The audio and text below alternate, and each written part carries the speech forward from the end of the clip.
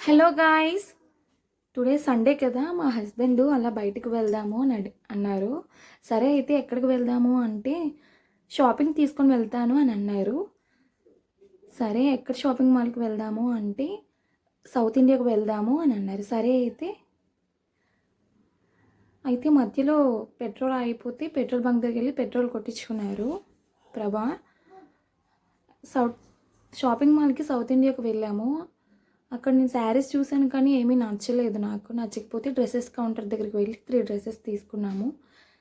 అయితే మళ్ళీ రిటర్న్ వచ్చినప్పుడు శారీ తీసుకుంటాను ప్రభా అంటే వద్దు, ఇప్పటికే బిల్ అయిపోయింది ఎక్కువ అని అన్నారు.